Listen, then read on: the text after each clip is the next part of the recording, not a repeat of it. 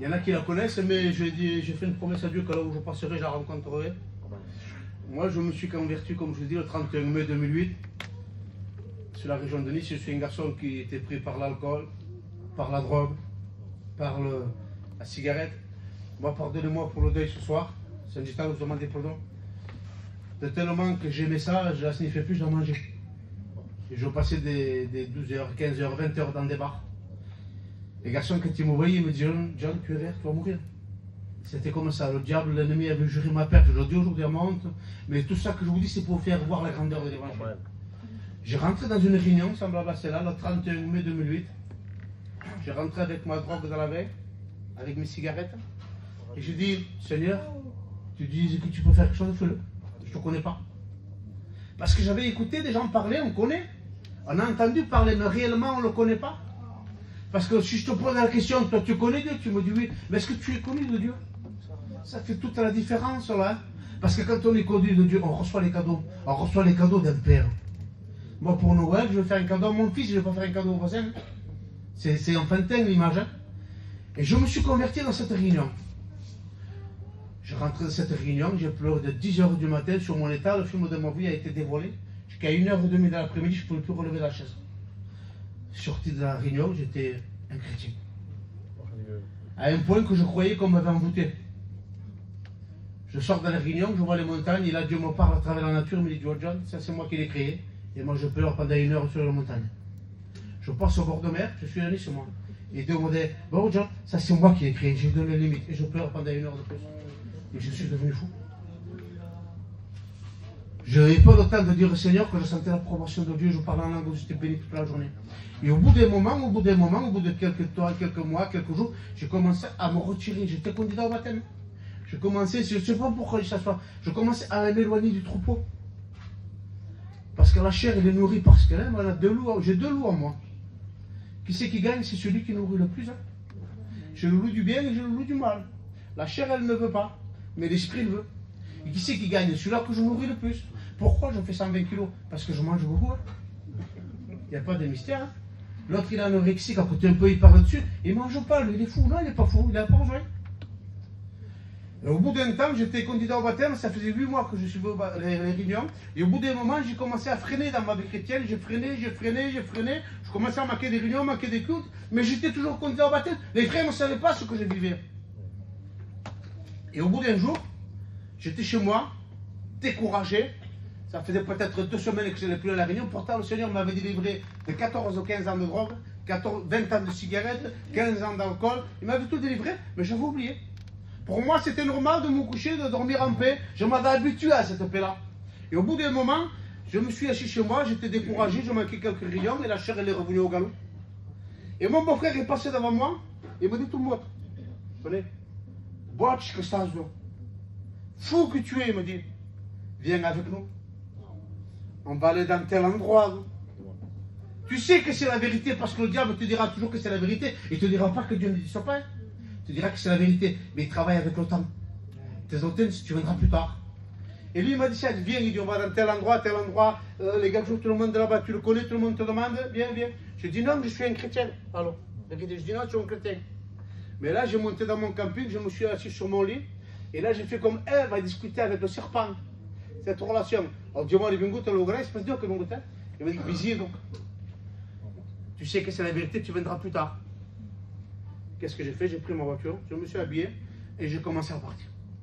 À l'époque, j'avais une grosse voiture, j'ai parti et j'ai été dans un bar qu'on va chez j'étais à Venise. C'est au bord de mer. Et quand je rentre dans ce bar là, il y avait peut-être 15 garçons. Et quand j'arrive, tous les garçons me sautent au cou. Ah, John, t'es là, j'étais content de me voir. Ça faisait 1 an que je rentrais plus dans un bar. T'es pas combien, toi, tu viendras plus tard. Et je commençais, le gars de jeu du bar, vous voyez comment que l'ennemi est fin. Il sort derrière le bar, il me dit, John, on ne connaît pas, il te paye pas un café. On buvait toute l'année chez lui. Il dit, c'est mon anniversaire, tiens, une bouteille de whisky, vous savez, c'est pour moi, voilà. Là, Dieu me parle, il me dit, ouais, tu sais qu'il fait faire des monnaies. Il me dira ce qu'il lui fait faire le diable. Moi, je me réponds à moi-même, parce que quand on ne veut pas entendre la voix du Saint-Esprit, on sait se tromper, Hein. Je dis, maintenant, dit que j'entends des voix. Il dit, servez-moi à voir, les garçons. Les garçons me mettent le verre là, je vous explique l'histoire, comment je l'ai vécu. Il y en a qui l'ont écouté déjà, mais il y en a qui ne l'ont pas écouté. Je prends le verre d'alcool, t'as tout. Je fais comme ça pour voir. On aurait dit que je buvais de l'essence. Vous savez, je ne pouvais plus le voir. Je dis, Seigneur, tiens. Et là, il m'a rentré une colère. Alors, il a dit, qu'est-ce qu'ils m'ont fait? Et derrière ce bar-là, à cette hauteur-là, à peu près, vous voyez, comme on dirait le truc là, il y avait un petit tableau avec 2 chevaux. Il y a un petit écriteau, il peut pas se masser, comme ça. Et moi, cet écriteau-là, il m'intrigue. 15 garçons-là, dans un bar, comment il était choyant. Vous comprenez bien que ça ne rythme pas. 2 chevaux qui courent avec un petit écriteau et j'y vois pas en plus. Qu'est-ce que je veux voir ça? Ça m'intrigue. Ça m'intrigue. Je vais vous lire ce qui a marqué. Je me penche un peu sur le bar comme ça pour lire. Et je lis. Il était marqué, c'est le jour de la grâce. C'est pas possible.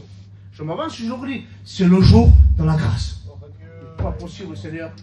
Moi, là, je me réponds encore en disant, le Seigneur, il me dit, je la passe. Attends, là, en vérité, je vous dis l'expérience comme je l'ai vécu. Et si vous savez, c'est parce que me disent, je l'ai des chrétiens. Je vous dis l'expérience comme je l'ai vécu. Je parlais avec les garçons qui étaient le John. Moi, les yeux pas. C'est le jour de la grâce. Bon, coup, oui, c'est le jour. Je l'ai lu peut-être 30 fois. Je dis, les gars, je ne peux pas rester. Qu'est-ce qu'il y a? Je ne peux pas rester, dit Calonja.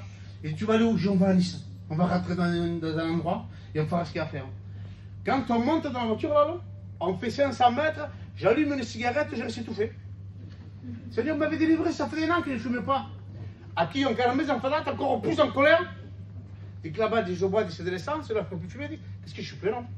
Dit qu'on va dans tel endroit, dit que les gars, dit qu'on va prendre ce qu'il faut. Les garçons, pardonnez-moi, je vous dis l'expérience, comment je l'ai vécu. Pardonnez-moi s'ils sont croqués. On s'arrête, les garçons dans les HLM, ils prennent ce qu'il faut prendre. Dans la drogue, pardonnez-moi. On s'en va, on gare la voiture dans un parking à Nice. Les garçons, on était peut-être 15 garçons. Et là, on traverse la porte de cette boîte. Et quand je rentre dans cette boîte, là, Dieu m'arrête. Mais là, on a marché dessus. Devant la porte, je me trouve devant la porte. Et le Saint-Esprit vient de me parler, il me dit, John, tu n'es pas à ta place. Je suis devant la porte, là, mais les garçons, ils sont en train de me rentrer dedans. Hein. Tu te connais, ça? Qu'est-ce que tu fais? Il dit, rentrez, il dit, vous ne comprenez pas ce que je faisais. Il dit, rentrez, il dit que je vais aller rentrer. Et rentrez, ils se mettent au bar là, et là, juste là, il y a une petite table basse avec 4 chaises. Mais là, je suis devant la porte, le Saint-Esprit Dieu qui m'arrête, qui me dit, tu n'es pas à ta place, tu n'es pas à ta place, tu n'es pas... On ne peut pas arrêter l'amour de Dieu. Et là, cette petite chaise, cette table avec... Il rentre 2 couples, et il rentre un gadjo, une gadji, 2 couples, et le gadji se met en face juste de moi, il est en train de me dévisager. Café pouille, hein? Comment va? Et mon regard, on aurait dit un appel à l'aide, le regard. Là, ouais, tu as dit, comment?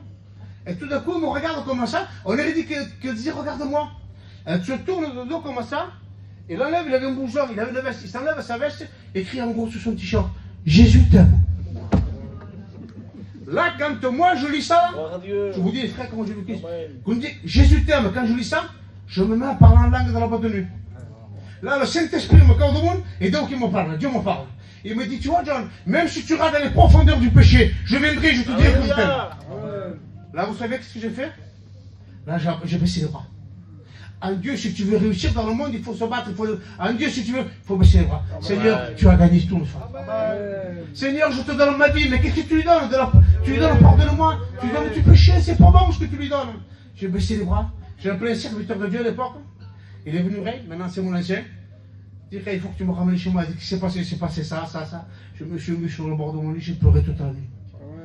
Sur mon état. Il dit, Seigneur, que je suis vilain. Quel vilain personnage. Tu m'as tout donné, tu m'as tout enlevé. Et je fais comme une chienne, je retournais à mon vomi. Je ne comprenais pas. Mais au bout de quelques temps, j'ai compris. Dieu avait des projets pour mon foyer. Amen. Quelques temps après, le Seigneur m'a appelé à le servir. Alléluia. Il est possible aussi pour toi ce soir. Que Dieu t'appelle. Fais confiance à Jésus. Quand je chante des cantiques, ça passe la parole de Dieu.